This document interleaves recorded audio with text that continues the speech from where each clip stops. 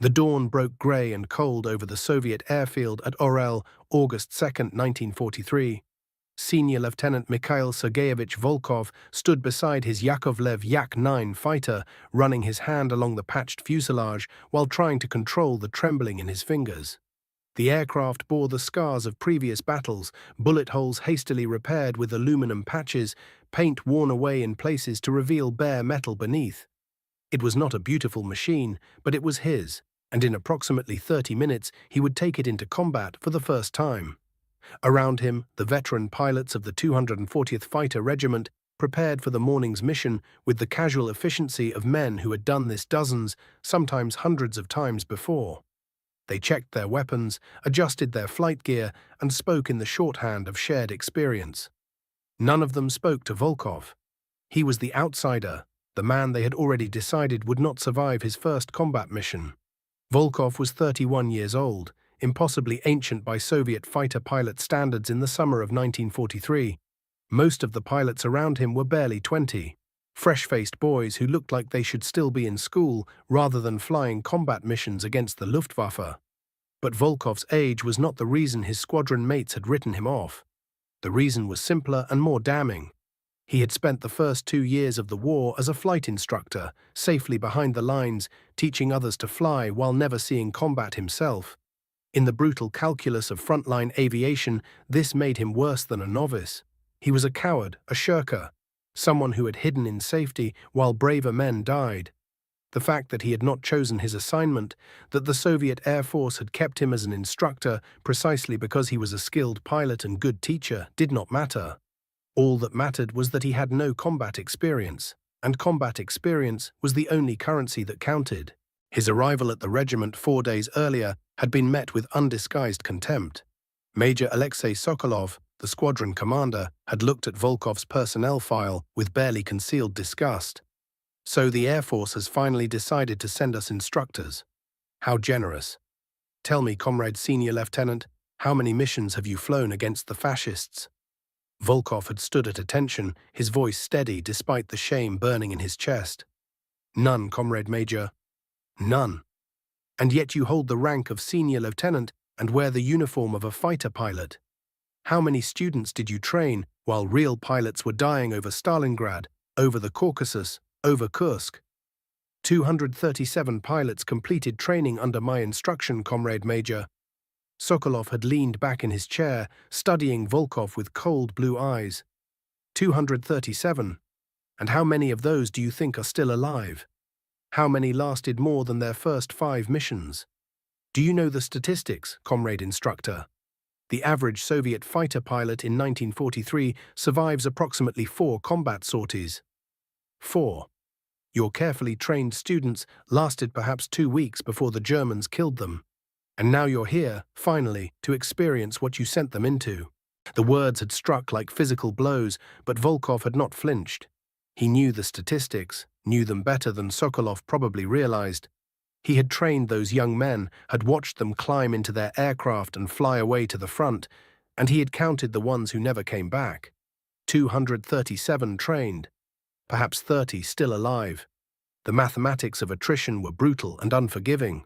Sokolov had assigned Volkov to the squadron's 3rd flight under the command of Captain Boris Petrov, a veteran with 19 confirmed kills who had made his opinion of instructors clear within the first 5 minutes. "In my flight, instructor, you will fly as wingman until you prove you can survive. Your job is simple: stay on my wing, protect my tail, and try not to die too quickly. Do not attempt to be a hero. Do not attempt to engage the enemy unless directly ordered. Just stay alive long enough that I don't have to waste time writing a report about your death. Understood?" "Yes, Comrade Captain." The other pilots had been less diplomatic. Lieutenant Dmitry Kovalev, a 22-year-old ace with 16 kills, had laughed openly when introduced to Volkov. "An instructor. Perfect.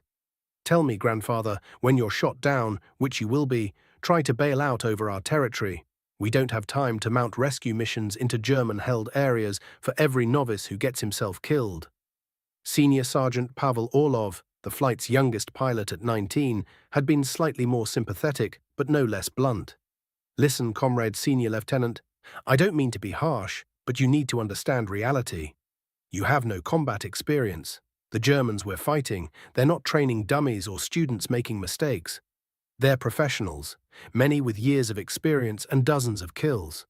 They will see you coming, they will identify you as inexperienced within seconds, and they will kill you. It's not personal. It's just what happens. For 4 days, Volkov had endured the contempt and the predictions of his imminent death, while the squadron flew missions without him. Sokolov had kept him grounded, claiming he needed to familiarize himself with the local area, the radio procedures, the tactical situation. But Volkov knew the truth. They were delaying the inevitable, putting off the moment when they would have to watch another pilot die. The evening of the 3rd day, Volkov had been sitting alone in the corner of the mess tent, eating his dinner of thin soup and black bread, when an older man had sat down across from him. Senior Lieutenant Ivan Grigorovich was 42 years old, the regiment's oldest pilot, a man who had survived since the first days of the war through a combination of skill, caution, and luck. Unlike the others, Grigorovich did not avoid Volkov. Instead, he studied him with thoughtful grey eyes. "You were an instructor at the flying school in Saratov," Grigorovich said. It was not a question. "Yes, comrade senior lieutenant. I know men who trained there, good pilots. Some of them are still alive, which is remarkable." Grigorovich paused, sipping his tea. "They speak well of you. They say you taught them to survive, not just to fly." Volkov looked up, surprised. "I taught them what I could. Basic combat tactics, energy management, situational awareness. But there's only so much you can teach in a training environment. The reality of combat is different from anything we could simulate." "True," Grigorovich agreed, "but the fundamentals remain. The pilots who survive are not necessarily the most aggressive or the most skilled. They're the ones who understand energy, who manage their situation, who think ahead. Your students who survived, they survived because you taught them to think like that." He leaned forward slightly.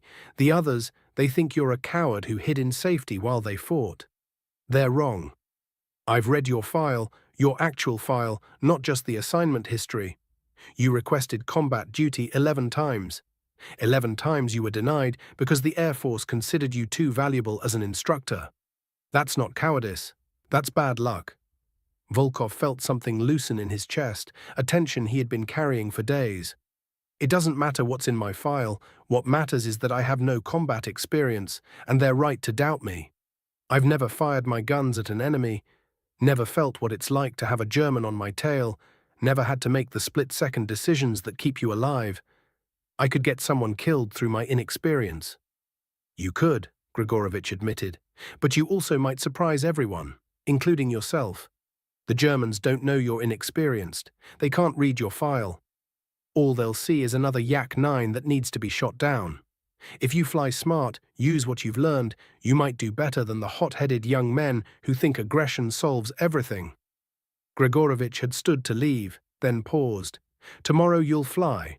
Sokolov can't keep you grounded forever, and the situation is too desperate. We need every pilot. Remember your training, trust your aircraft, and don't try to be a hero.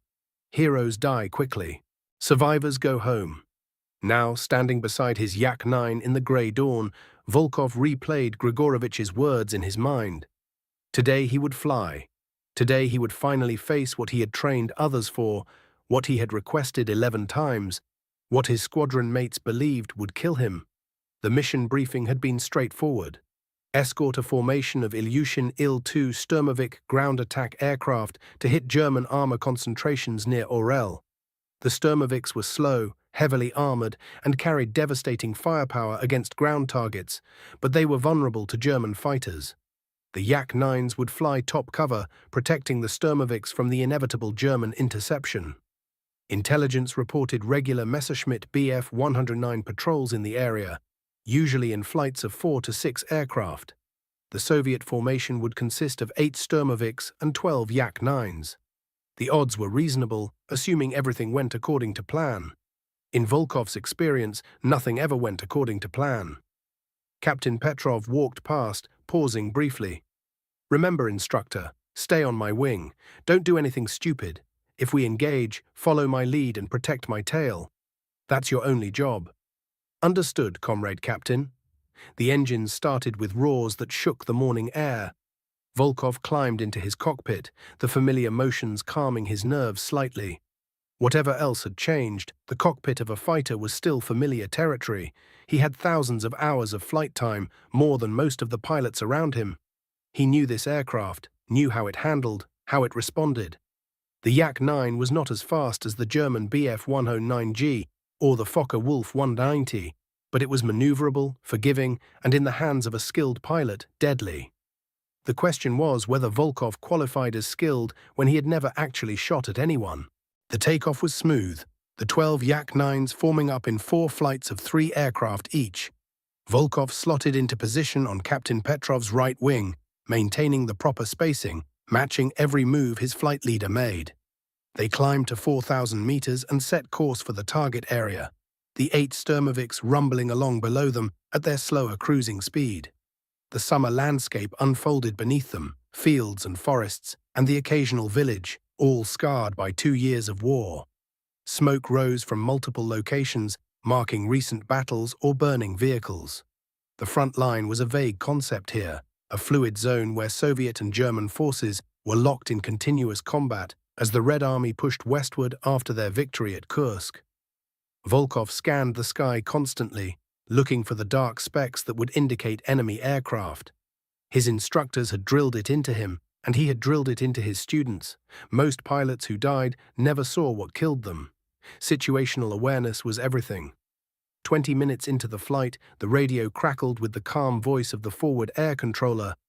"Attention all red flights, we have enemy contacts reported in your area. Multiple groups of fighters, estimated 12 to 16 aircraft, heading northeast. Maintain vigilance." Captain Petrov's voice came over the flight radio. "Red flight, Titan formation, keep your eyes open, they're coming." Volkov felt his heart rate accelerate, felt the adrenaline beginning to flow. This was it. After 2 years of training others, after 11 rejected requests, after 4 days of contempt from his squadron, he was about to face combat. His hands on the control stick were steady, years of flight experience overriding the fear. He scanned the sky, looking up toward the sun where German fighters loved to hide before diving on unsuspecting targets. Nothing yet, but they were out there somewhere. The Sturmoviks reached their target area and began their attack runs, diving toward the German positions with their cannons and rockets firing. Volkov could see explosions on the ground, vehicles burning.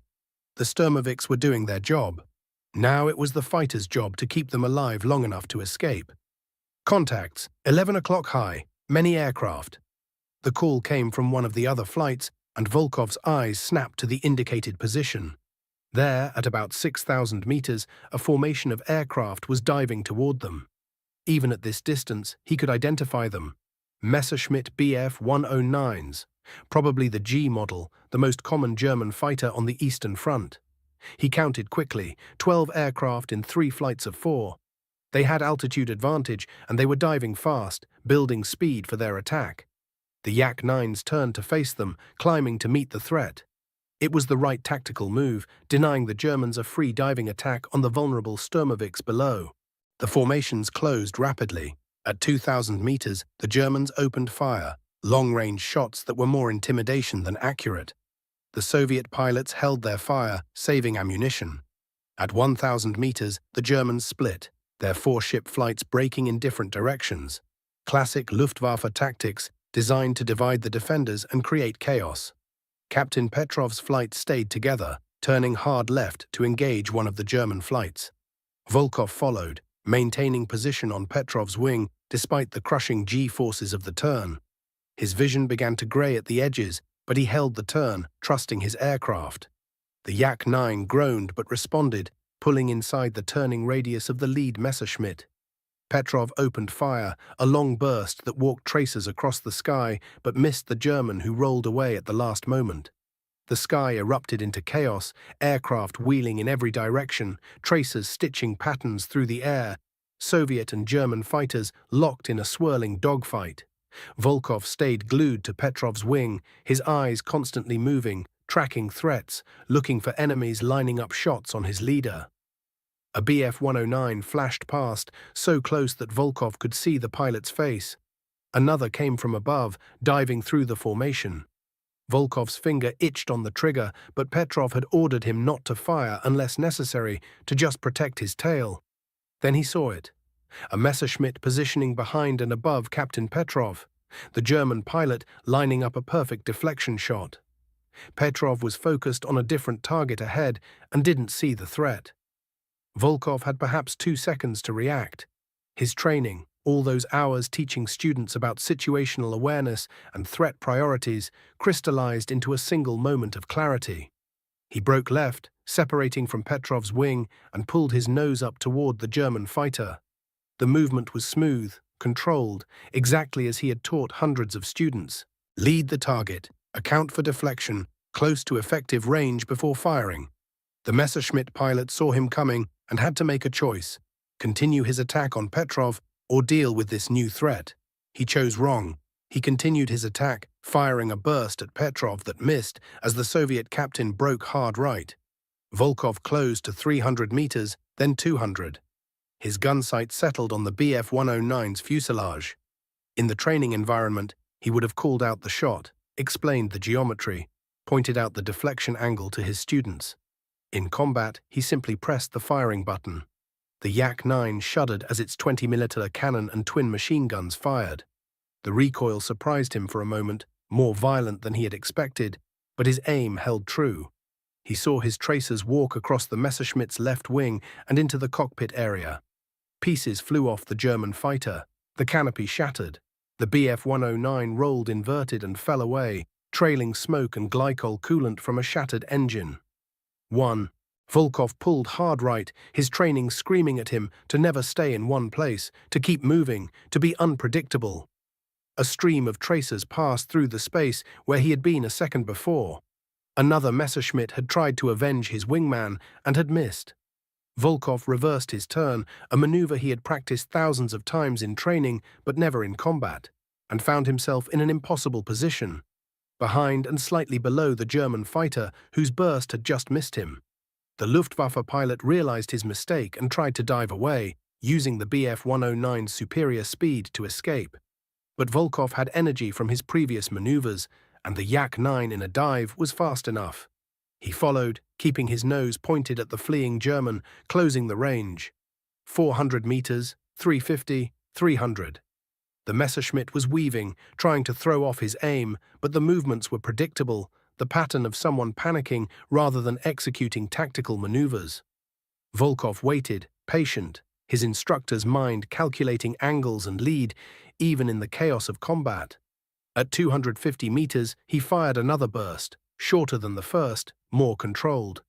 The rounds hit the Bf-109's engine, cowling and right wing root. The German fighter's engine exploded in a gout of black smoke. The aircraft snapped left and went into a flat spin. Volkov watched long enough to see the canopy jettison and a parachute deploy. The pilot had survived, would spend the rest of the war in a Soviet prison camp. 2. Volkov pulled up, climbing, his eyes scanning frantically for threats. The dogfight had spread across several kilometers of sky, individual combats happening simultaneously. He saw a Yak-9 going down in flames, didn't recognize whose it was. Another Messerschmitt was diving away, trailing smoke. Below, the Sturmovix were pulling off their attack runs and heading east, back towards Soviet lines. The mission was nearly complete. Time to disengage and escape. He looked for Captain Petrov and found him 2 kilometers away, engaged with another Bf-109 in a tight turning fight. The Soviet captain was holding his own, neither pilot able to gain advantage.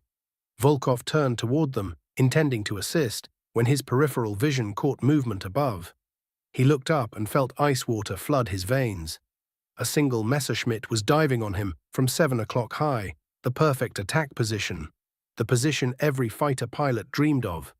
The German pilot had probably been stalking him, waiting for him to become fixated on his leader's fight, and now was executing a textbook attack.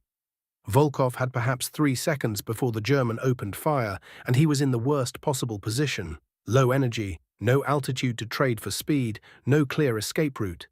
Every instinct screamed at him to brake hard, to try to evade, to do something, anything. But his instructor's mind, the part of him that had taught hundreds of students, took over. Braking would just extend the chase, would burn energy, would delay the inevitable. The Bf-109 was faster in level flight, could stay on his tail until he ran out of options. Instead, Volkov did something completely counterintuitive, something he had taught students never to do. He pulled back power and extended his landing gear. The Yak-9 decelerated violently, drag increasing massively. The pursuing Messerschmitt, diving at high speed, suddenly had too much overtake. The German pilot would not expect this maneuver, would not be prepared for his target to suddenly slow down. Volkov counted in his head, 1, 2, 3, and then shoved his throttle forward and retracted the gear.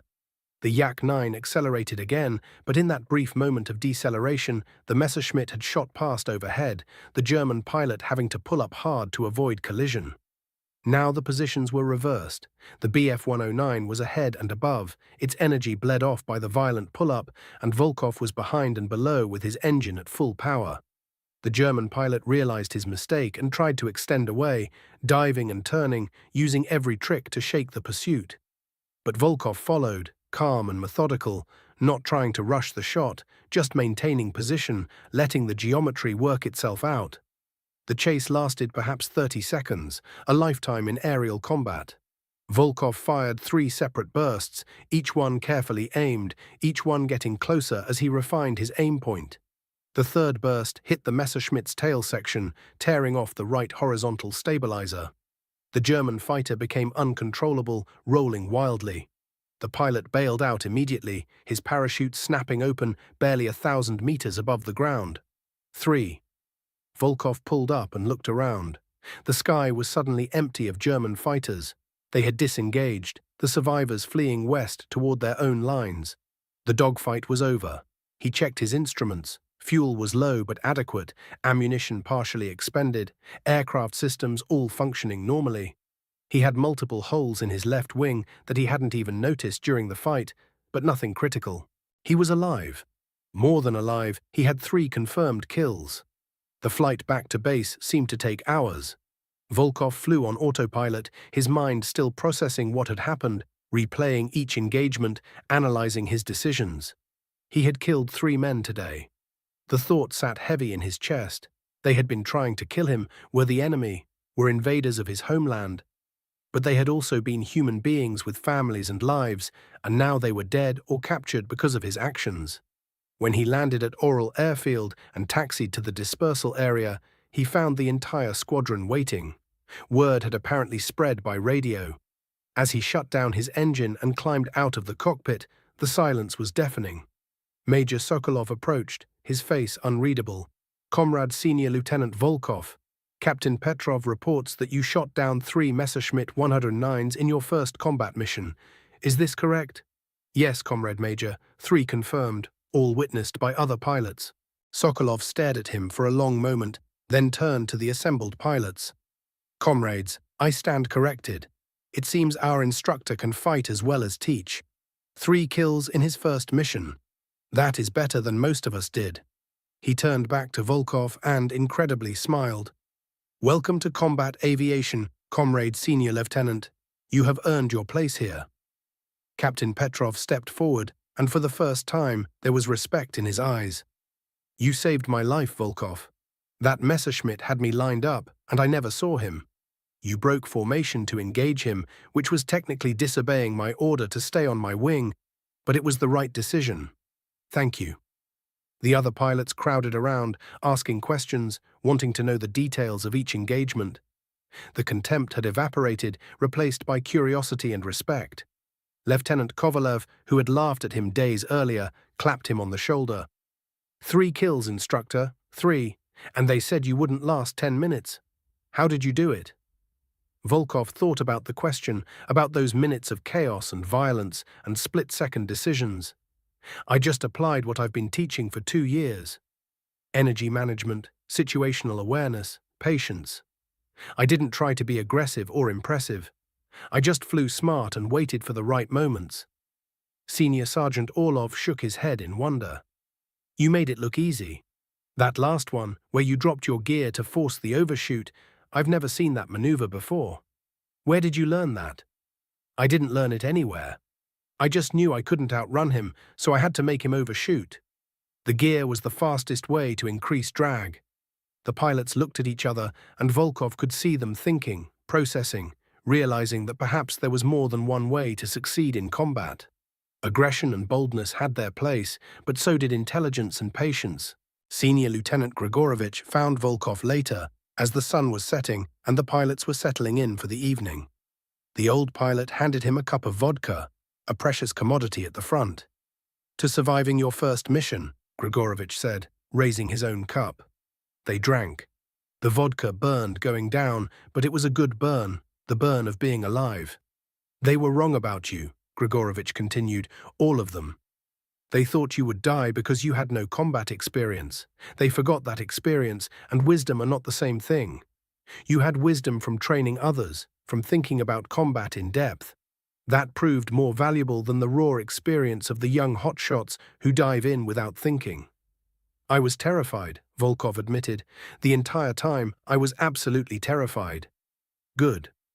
Fear keeps you alive. It's the pilots who stop being afraid who die. They get overconfident, they take unnecessary risks, they forget that the enemy is trying to kill them." Grigorovich paused. 3 kills in your first mission is remarkable, Mikhail. But don't let it go to your head. Tomorrow there will be another mission, and another after that, and the Germans will still be trying to kill you. Each mission is the first mission in terms of danger. Over the next weeks, Volkov continued flying, continued fighting, and his score climbed steadily. He shot down 5 more Messerschmitts by the end of August, 7 more in September. His careful, methodical approach to combat proved remarkably effective. While other pilots engaged in wild dogfights, burning ammunition and fuel, Volkov chose his moments, took his shots carefully, and rarely missed. His squadron mates stopped calling him instructor with contempt and started asking him to teach them his methods. Major Sokolov requested that Volkov give tactical lectures to the squadron, sharing what he had learned. Volkov found himself back in his instructor role, but now with the credibility that only combat success could provide. He taught the younger pilots to think ahead, to manage their energy, to be patient, to understand that survival was more important than glory. Some of them listened, and their survival rates improved. Others couldn't change their aggressive nature and died in the kinds of wild dogfights that Volkov avoided. By October 1943, Volkov had 15 confirmed kills, and his reputation had spread beyond his own regiment. Other squadrons knew about the instructor pilot who had been written off as doomed but had survived and thrived through intelligence rather than aggression. The propaganda officers wanted to write stories about him, to make him a hero of the Soviet Union, but Volkov declined the publicity. He had no interest in being famous, only in surviving and helping his squadron mates survive. In November, during a mission near Kiev, Volkov's squadron engaged a large formation of German fighters. In the swirling dogfight that followed, he shot down 2 more Bf-109s, bringing his total to 17. But more importantly, he stayed close to the inexperienced pilots in his flight, protecting them, calling out threats, using his hard-won experience to keep them alive. All of his wingmen survived that mission, a rarity in the brutal air war over the Eastern Front. Major Sokolov recommended Volkov for promotion to captain and assignment as a flight commander. The promotion came through in December, and Volkov found himself responsible for 3 other pilots, teaching them, protecting them, trying to give them the skills to survive. His flight became known as the Professor's Flight, and despite the nickname, it had the lowest casualty rate in the regiment. Volkov's students from his instructor days began to find him at the front. Pilots who had trained under him at Saratov would transfer to his regiment specifically to fly in his flight, knowing that his methodical approach gave them a better chance of survival. By the spring of 1944, Volkov had trained a new generation of pilots, not in classroom, but in combat, and his methods were spreading throughout the Soviet fighter force.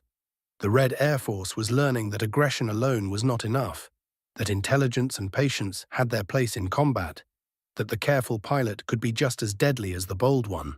Volkov's final score at the end of the war was 32 confirmed kills, a respectable number but not spectacular by the standards of Soviet aces. But his real accomplishment was measured differently. Of the pilots he directly trained and mentored, both before and during the war, those who survived numbered in the hundreds. They survived because he had taught them to think, to be patient, to value wisdom over boldness. The man everyone said would die in his first fight had not only survived, but had become one of the most effective combat instructors in the Soviet Air Force. Years after the war, historians studying Soviet aviation tactics would identify Volkov's influence on the development of more thoughtful, methodical fighter tactics. His approach, combining the aggression necessary for combat with the intelligence necessary for survival, became a model for training programs. Aviation cadets learned about the transport pilot who became a fighter ace, who defied expectations not through raw talent or aggression, but through wisdom and patience. Volkov himself rarely spoke about the war after it ended. He returned to civil aviation, flying passenger routes, training new generations of civilian pilots. When asked about his combat record, he would shrug and say it was luck, being in the right place at the right time. But those who flew with him knew better. It hadn't been luck, it had been intelligence, preparation, patience, and the willingness to trust his training even when everyone around him said he would fail. The 3 Messerschmitts he shot down in his first combat mission were not flukes or accidents. They were the result of thousands of hours of flight time, hundreds of hours teaching others, and the ability to apply theoretical knowledge to practical situations under life or death pressure. The man everyone expected to die had instead proven that there was more than one way to be a warrior, that the thoughtful fighter could be just as dangerous as the aggressive one, perhaps more so because he survived to fight again and again. Mikhail Sergeyevich Volkov lived to the age of 78, dying peacefully in 1990, having outlived the Soviet Union he had fought to defend. At his funeral, dozens of former pilots attended, men he had trained both before and during the war. They came to honor not just a combat veteran, but a teacher who had given them the skills to survive, who had proven that wisdom could triumph over raw aggression, that the man everyone wrote off could become a legend. And they remembered that first mission, that first combat, when the instructor everyone said would die had instead shot down 3 of Germany's best fighters and proven that sometimes the people who doubt you are simply wrong.